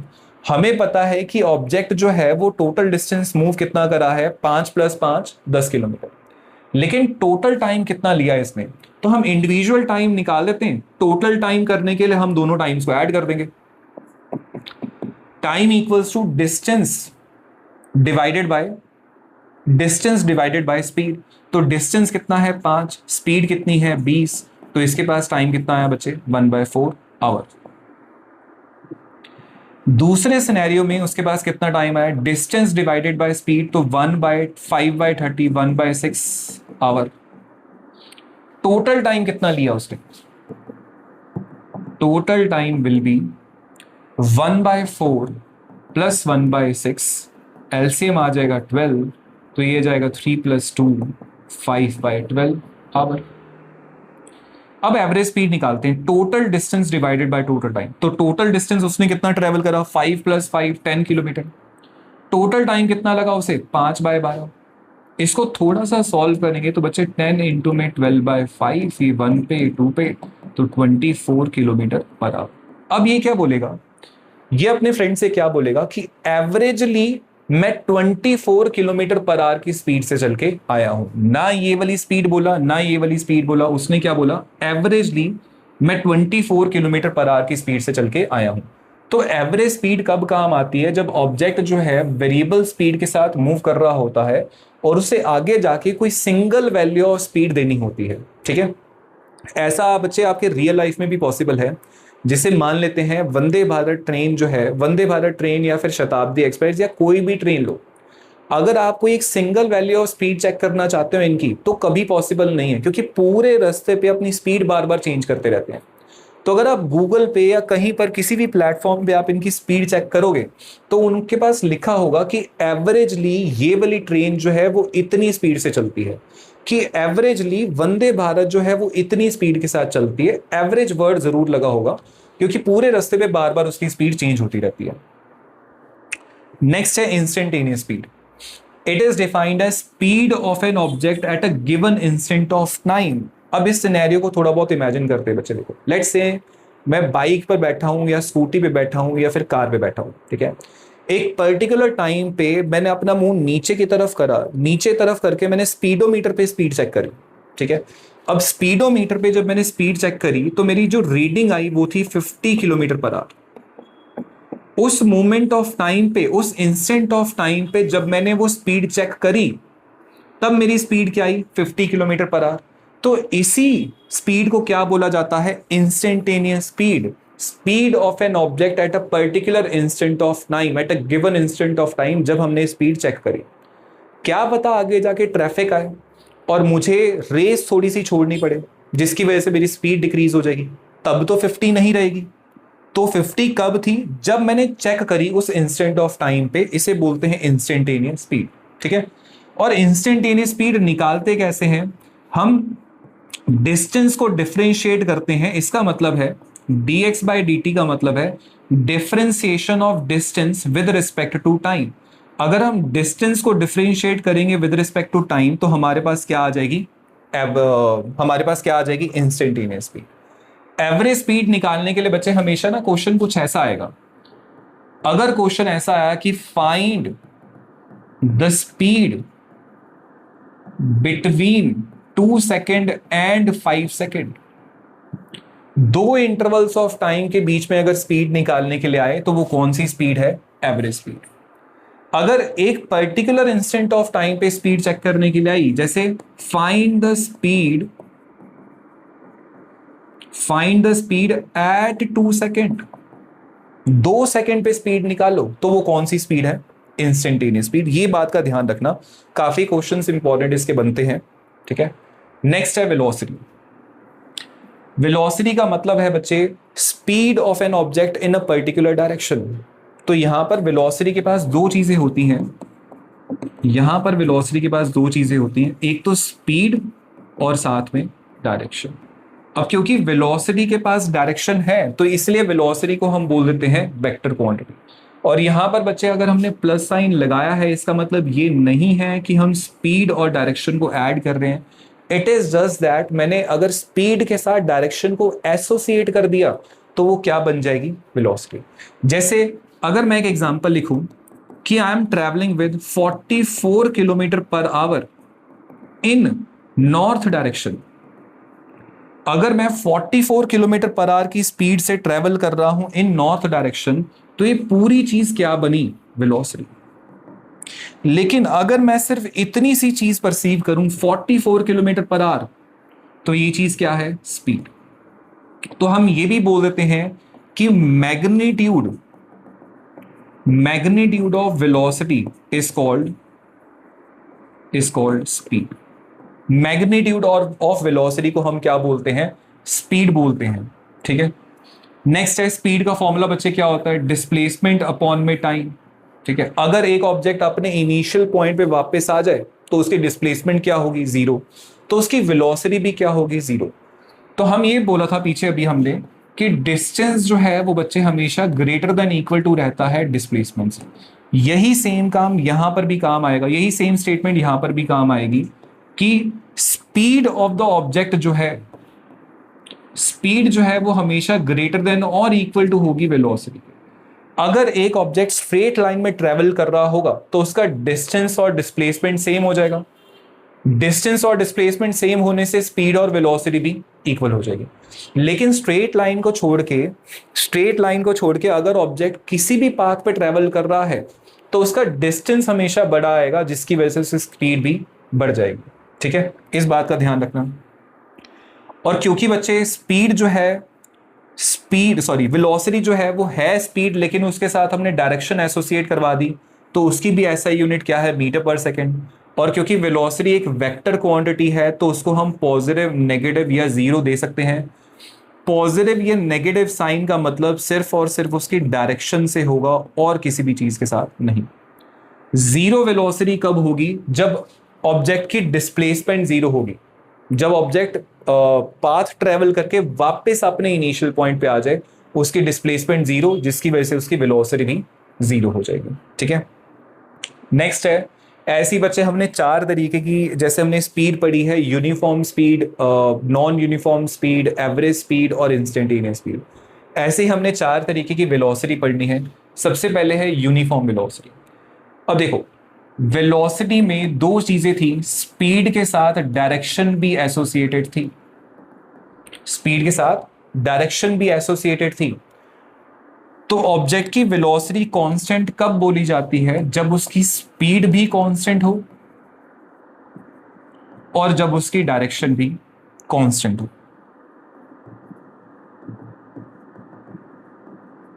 जब ऑब्जेक्ट की स्पीड भी कांस्टेंट है और डायरेक्शन भी कांस्टेंट है, डायरेक्शन कांस्टेंट का मतलब है object is moving in straight line. Object straight line में मूव कर रहा है विद कांस्टेंट स्पीड, तो हम बोल देंगे ऑब्जेक्ट की वेलोसिटी क्या है, object is moving with constant velocity या फिर यूनिफॉर्म वेलोसिटी। ठीक है, next, non uniform velocity. Non uniform velocity के बच्चे तीन केसेस निकल सकते हैं। इसको वेरिएबल वेलोसिटी भी बोला जाता है, वेरिएबल वेलोसिटी। इसके तीन केसेस पॉसिबल है। हमने बोला कि कांस्टेंट वेलोसिटी कब बोलेंगे, जब उसकी स्पीड और डायरेक्शन दोनों कांस्टेंट हो। अब दोनों में से एक या दोनों भी चेंज हो गई तो हम बोल देंगे object is moving with variable speed. कैसे, object is moving with variable speed plus constant direction. ठीक है, मैं बाइक या स्कूटी या गाड़ी लेकर निकल गया, स्ट्रेट लाइन पे चला रहा हूं गाड़ी या स्कूटी या बाइक, लेकिन विद वेरिएबल स्पीड, तो मेरी वेलोसिटी भी क्या होगी, चेंज होना शुरू हो जाएगी, वेरिएबल वेलोसिटी के साथ मूव कर रहा हूं। नेक्स्ट है, अगर मैं कांस्टेंट स्पीड के साथ मूव कर रहा हूं, अगर मैं कांस्टेंट स्पीड के साथ मूव कर रहा हूं बट विद वेरिएबल डायरेक्शन, तो भी मेरी वेलोसिटी क्या होगी, वेरिएबल वेलोसिटी होगी या फिर नॉन यूनिफॉर्म वेलोसिटी। इसका बेस्ट टू बेस्ट एग्जांपल है यूनिफॉर्म सर्कुलर मोशन। ठीक है, uniform circular motion. Now what is uniform circular motion, आप सबने छोटी क्लासेस में पढ़ा होगा। यूनिफॉर्म सर्कुलर मोशन का मतलब होता है कि जब ऑब्जेक्ट सर्कुलर पाथ पे मूव करे बट विद कांस्टेंट स्पीड, जब ऑब्जेक्ट सर्कुलर पाथ पे मूव करे बट विद कांस्टेंट स्पीड, तो हम बोलते हैं कि object is in uniform circular motion. अब यहां पर बच्चे इसकी स्पीड तो कांस्टेंट है,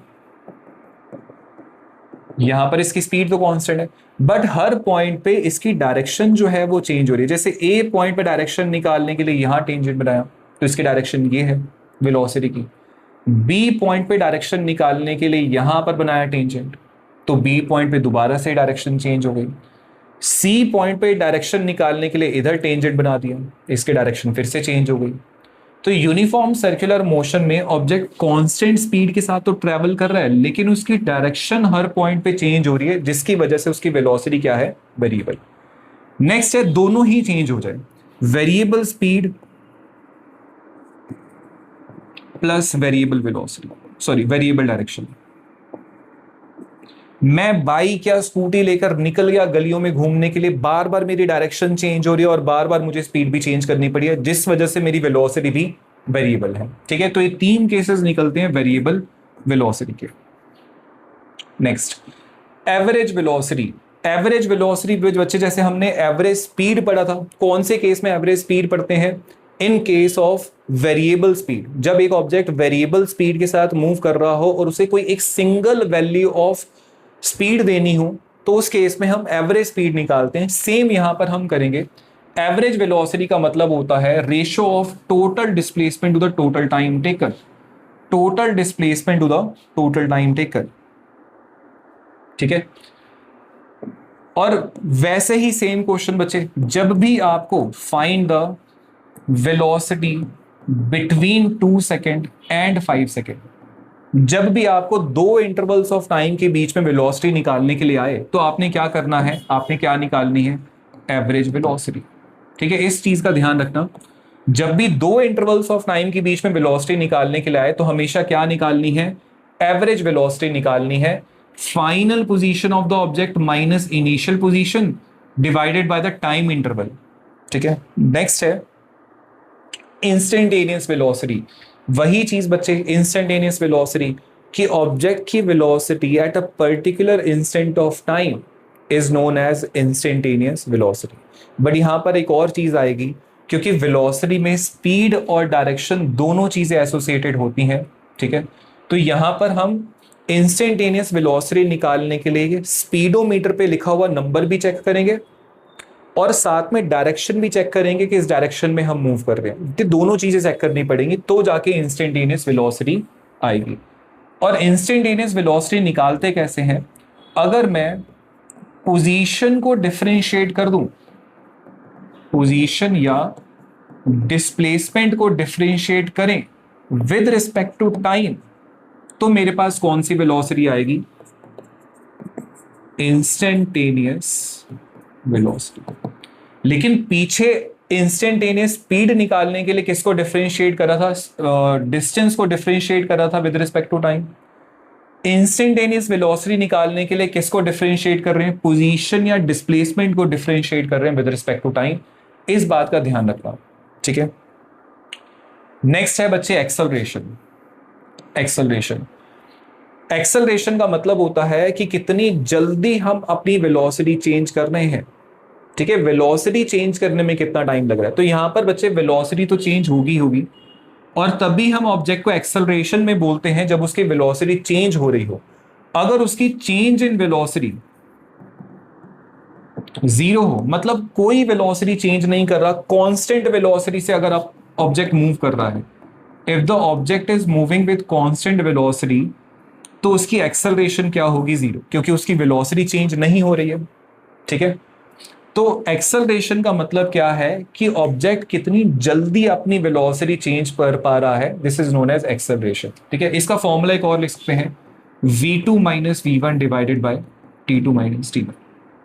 ठीक है, ऑब्जेक्ट की फाइनल वेलोसिटी, इनिशियल वेलोसिटी और किस टाइम इंटरवल में उस ऑब्जेक्ट ने वेलोसिटी चेंज करी थी, this is known as acceleration. But छोटी क्लासेस में बच्चे आपने एक जनरल फॉर्मूला पढ़ा होगा, v minus u by t. अब ये फॉर्मूला कैसे आया? लेट्स से इनिशियल टाइम जो है वो मैं अपना 0 ले लेता हूं, मतलब ऑब्जेक्ट ने अभी चलना शुरू नहीं करा। ठीक है, अगर ऑब्जेक्ट ने अपना चलना शुरू नहीं करा तो उसकी इनिशियल वेलोसिटी क्या होगी? जब ऑब्जेक्ट ने चलना शुरू नहीं करा, उस इंटरवल ऑफ टाइम पे 0 सेकेंड पे उसकी वेलोसिटी थी u, इनिशियल वेलोसिटी। और मान लेते हैं जब हमने स्टॉप वॉच रोक दी, उस टाइम पे ऑब्जेक्ट की वेलोसिटी नोट डाउन करी, तो क्या आई? v। तो एक्सेलरेशन का फॉर्मूला क्या बनेगा बच्चे? v2 की जगह v पुट कर देंगे, और इनिशियली जब हमने स्टॉप वॉच ऑन नहीं करी थी, उस टाइम पे ऑब्जेक्ट की वेलोसिटी क्या थी? 0, sorry u divided by t minus 0। तो एक्सेलरेशन क्या आएगी बच्चे? v minus 0 by v minus u by t। ठीक है, ये फॉर्मूला बन जाएगा। इसका डायमेंशनल फॉर्मूला होगा LT माइनस 2, ये आपने फर्स्ट चैप्टर में कर ही लिएगा। This is a vector quantity. Vector quantity है बच्चे, इसके साथ पॉजिटिव नेगेटिव साइन लगा सकते हैं और इसकी वैल्यू 0 भी हो सकती है। पॉजिटिव नेगेटिव साइन जो है वो सिर्फ और सिर्फ डायरेक्शन से रिलेटेड होंगे, ठीक है, और किसी चीज के साथ रिलेटेड नहीं होंगे, डायरेक्शन से रिलेटेड होंगे। देखिए मान लेते हैं अगर वेलोसिटी एंड एक्सेलरेशन के साइन जो है वो सेम है, अगर वेलोसिटी और एक्सेलरेशन के साइन जो है वो सेम है, इधर ये भी पॉजिटिव, ये भी पॉजिटिव, ये भी नेगेटिव और ये भी नेगेटिव, तो ऑब्जेक्ट की वेलोसिटी जो है वो इंक्रीज होना शुरू होगी, ठीक है, ऑब्जेक्ट की वेलोसिटी इंक्रीज हो रही होगी। फॉर एग्जांपल एक फ्रीली फॉलिंग ऑब्जेक्ट का एग्जांपल लेते हैं। ये ऑब्जेक्ट नीचे की तरफ जा रहा था, तो इसकी वेलोसिटी भी किस तरफ होगी, डाउनवर्ड डायरेक्शन में, और इसकी एक्सेलरेशन भी क्या होगी, डाउनवर्ड डायरेक्शन में। अब दोनों जो है वो सेम डायरेक्शन में एक्ट कर रहे हैं, इसका मतलब है इनके साइन भी सेम होंगे, जिसका मतलब है कि इसकी ऑब्जेक्ट की फ्रीली फॉलिंग ऑब्जेक्ट की वेलोसिटी क्या हो रही होगी, इंक्रीज हो रही होगी। अगर वेलोसिटी और एक्सेलरेशन के साइन अपोजिट हैं, अगर वेलोसिटी और एक्सेलरेशन के साइन अपोजिट हैं, मतलब इधर पॉजिटिव नेगेटिव या नेगेटिव पॉजिटिव, तो वेलोसिटी क्या होगी, डिक्रीज हो रही होगी, तो वेलोसिटी क्या होगी, डिक्रीज हो रही होगी। इसका एग्जांपल जैसे मान लेते हैं हमने एक ऑब्जेक्ट को वर्टिकली अपवर्ड्स थ्रो करा, तो इसकी वेलोसिटी अपवर्ड डायरेक्शन में है। हम ये ले लेते हैं कि वेलोसिटी जो है अपवर्ड डायरेक्शन अगर हम पॉजिटिव लेंगे तो वेलोसिटी का साइन भी पॉजिटिव, अगर अपवर्ड डायरेक्शन पॉजिटिव है तो डाउनवर्ड डायरेक्शन क्या होगी, नेगेटिव, और एक्सेलरेशन किस तरफ एक्ट करती है, हमेशा डाउनवर्ड डायरेक्शन में। तो अपवर्ड डायरेक्शन पॉजिटिव, वेलोसिटी भी ऊपर है तो वेलोसिटी का साइन पॉजिटिव है, downward direction negative, acceleration due to gravity हमेशा डाउनवर्ड डायरेक्शन में एक्ट करती है, तो एक्सेलरेशन का साइन नेगेटिव। वेलोसिटी का साइन पॉजिटिव, ऊपर जाते हैं ऑब्जेक्ट की वेलोसिटी का साइन पॉजिटिव, एक्सेलरेशन का साइन नेगेटिव, तो यहां पर क्या होगा, ऊपर जाते ऑब्जेक्ट की वेलोसिटी डिक्रीज करती है। और अगर एक्सेलरेशन 0 होगी तो वेलोसिटी चेंज नहीं हो रही होगी, हम ये बोल देंगे object is moving with constant velocity, मतलब इसकी डायरेक्शन भी चेंज नहीं हो रही है और इसकी वैल्यू मतलब मैग्नीट्यूड भी चेंज नहीं हो रहा। कांस्टेंट वेलोसिटी का मतलब है कि उसकी मैग्नीट्यूड मतलब स्पीड भी चेंज नहीं हो रहा और ना ही उसकी डायरेक्शन चेंज हो रही है, ठीक है। Negative acceleration is known as the retardation. जिसे मान लेते हैं बच्चे नेगेटिव एक्सेलरेशन मैं लिखता हूं -5 मीटर पर सेकेंड स्क्वायर। सबसे पहले तो हम यहां पर पढ़ चुके हैं नेगेटिव साइन का मतलब क्या होगा, डायरेक्शन से रिलेटेड, बट मान लेते हैं इसकी वेलोसिटी जो है वो पॉजिटिव डायरेक्शन में थी, ठीक है, और एक्सेलरेशन डाउनवर्ड डायरेक्शन में थी। यही एग्जांपल ले लेते हैं 9.8 मीटर पर सेकेंड स्क्वायर। तो ऑब्जेक्ट की वेलोसिटी पॉजिटिव है, एक्सेलरेशन डाउनवर्ड डायरेक्शन में है नेगेटिव, तो इसकी वेलोसिटी श्योरली डिक्रीज कर रही होगी, ठीक है, इसकी वेलोसिटी डिक्रीज कर रही होगी। तब जो एक्सेलरेशन आएगी उसे बोलेंगे हम रिटार्डेशन। और अगर एक्सेलरेशन नेगेटिव है और हम रिटार्डेशन लिखना चाहते हैं तो इस बात का ध्यान रखना, अगर हम रिटार्डेशन लिखना चाहते हैं तो यहां से नेगेटिव साइन हटाना पड़ेगा। Retardation is 9.8 metre per second square और एक्सेलरेशन की ऐसा यूनिट क्या होगी बच्चे, मीटर पर सेकेंड स्क्वायर, ठीक है। आपने इन बातों का जरूरी ध्यान रखना है कि उनके साइन के रिस्पेक्ट में वेलोसिटी चेंज होगी और एक्सेलरेशन का साइन भी चेंज हो जाएगा। चलिए वही बच्चे 4 तरीके की acceleration, uniform acceleration, non uniform acceleration, average acceleration और इंस्टेंटेनियस एक्सेलरेशन। सबसे पहले यूनिफॉर्म एक्सेलरेशन। यूनिफॉर्म वर्ड का मतलब हमने पढ़ा था कांस्टेंट, यूनिफॉर्म वर्ड का मतलब पढ़ा था कांस्टेंट। तो an object is said to be moving with uniform acceleration if its velocity changes by equal amounts in equal interval of time. अब काफी बच्चे ना ये यूनिफॉर्म एक्सेलरेशन वर्ड पढ़ के क्या समझते हैं कि ऑब्जेक्ट की एक्सेलरेशन कांस्टेंट होने का मतलब है कि उसकी वेलोसिटी भी कांस्टेंट होगी। नहीं, एक्सेलरेशन की कोई वैल्यू तो होगी, इट हैज वैल्यू, और वो कांस्टेंट होगी। अब एक्सेलरेट कर रहा है ऑब्जेक्ट, इसका मतलब वेलोसिटी चेंज हो रही होगी श्योरली, लेकिन वो वेलोसिटी कैसे चेंज हो रही है, इक्वल अमाउंट्स में वेलोसिटी चेंज हो रही है। जैसे मान लेते हैं ए पर ऑब्जेक्ट रेस्ट की पोजीशन पे था, तो वहां पर वेलोसिटी क्या थी, 0 मीटर पर सेकेंड, और टाइम भी क्या था, 0 सेकेंड। ए से बी पर गया, उसकी वेलोसिटी कितनी बढ़ गई, 10 मीटर पर सेकेंड बढ़ गई, कितने टाइम में, 5 सेकेंड। तो यहां पर वेलोसिटी बढ़ी, वेलोसिटी में चेंज आया होगा, ठीक है। बी से सी पर जाते ही उसकी वेलोसिटी कितनी होगी बच्चे, 20 मीटर पर सेकेंड। सी से डी पर जाते और वेलोसिटी बढ़ी, 30 मीटर पर सेकेंड, फिर हो गई 40 मीटर पर सेकेंड। कितने टाइम इंटरवल्स में, 10 सेकेंड, 15 सेकेंड और 20 सेकेंड। तो ए से बी तक कितनी वेलोसिटी है उसकी, कितनी वेलोसिटी बढ़ी, 10 मीटर पर सेकेंड। कितने टाइम में बच्चे, 5 सेकेंड में। बी से सी में कितनी वेलोसिटी में चेंज आया, change in velocity is 10 metre per second, कितने टाइम इंटरवल में, 5 सेकेंड में। सी से डी पर कितनी वेलोसिटी चेंज हुई, 10 मीटर पर सेकेंड 5 सेकेंड में, और 10 मीटर पर सेकेंड 5 सेकेंड में। तो यहां पर अगर आप एक्सेलरेशन निकालेंगे ऑब्जेक्ट की, तो acceleration is change in velocity divided by time, 2 metre per second square. ऐसे ही यहां पर भी change in velocity divided by time is 2 metre per second square, 2 metre per second square और 2 मीटर पर सेकेंड स्क्वायर। तो अगर object की velocity equal amount में चेंज होती है, इक्वल अमाउंट में चेंज होती है in equal intervals of time, तो object is moving with constant acceleration, ठीक है। यहां पर एक्सेलरेशन की वैल्यू होगी कोई ना कोई, लेकिन कांस्टेंट वैल्यू होगी, ठीक है, चेंज नहीं हो रही होगी। नेक्स्ट है बच्चे वेरिएबल एक्सेलरेशन। वेरिएबल एक्सेलरेशन या फिर इसको बोल सकते हैं non uniform acceleration. An object is said to be moving with variable acceleration if its velocity changes by unequal amount in equal intervals of time. तो velocity unequal velocity in equal time, या इससे उल्टा भी बोल सकते हैं कि velocity में चेंज इक्वली हो रहा है लेकिन अनइक्वल इंटरवल्स ऑफ टाइम में। यहां पर एग्जांपल वही दे सकते हैं बच्चे, ए से बी पर ऑब्जेक्ट गया, बी से सी पर गया, सी से डी पर गया, डी से ई पर गया, ठीक है।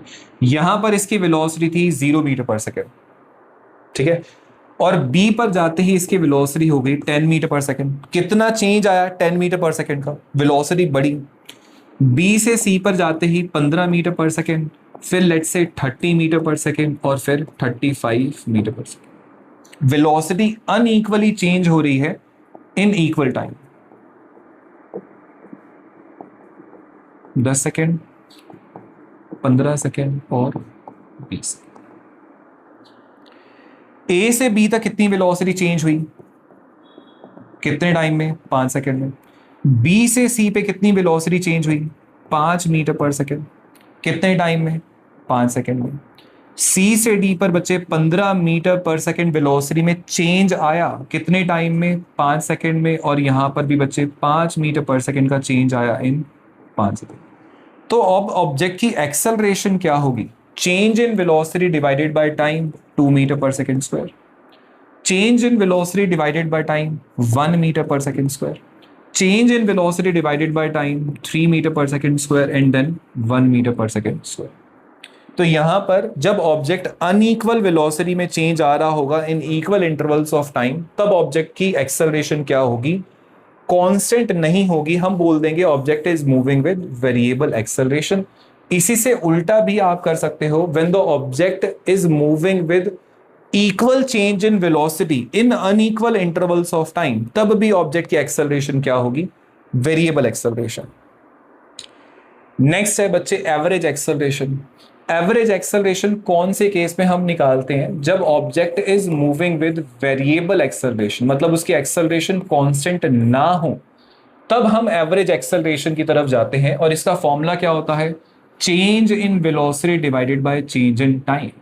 मतलब अगर आपको ऐसा क्वेश्चन आया कि find the acceleration between 2 second and 5 second, तो आपने कौन सी एक्सेलरेशन निकालनी है, एवरेज एक्सेलरेशन, जो हमेशा 2 इंटरवल्स ऑफ टाइम के बीच की निकाली जाती है, 2 इंटरवल्स ऑफ टाइम के बीच की निकाली जाती है। और लास्ट है इंस्टेंटेनियस एक्सेलरेशन। जैसे इंस्टेंटेनियस स्पीड पड़ी है, इंस्टेंटेनियस वेलोसिटी पड़ी है, वैसे ही बच्चे instantaneous acceleration, acceleration of an object at a particular या गिवन इंस्टेंट ऑफ टाइम, जिस इंस्टेंट ऑफ टाइम पे हमने रीडिंग चेक करी, उस इंस्टेंट ऑफ टाइम पे जो ऑब्जेक्ट की एक्सेलरेशन होगी उसे हम बोलेंगे इंस्टेंटेनियस एक्सेलरेशन। और यहां पर बच्चे हम डायरेक्शन और मैग्नीट्यूड दोनों चेक करते हैं, ठीक है, डायरेक्शन और मैग्नीट्यूड दोनों चेक करते हैं। और इंस्टेंटेनियस एक्सेलरेशन निकाली कैसे जाती है? Differentiation of velocity with respect to time. मतलब जब हम इंस्टेंटेनियस वेलोसिटी को डिफरेंशिएट करेंगे विद रिस्पेक्ट टू टाइम तो हमारे पास क्या आएगी? Instantaneous acceleration.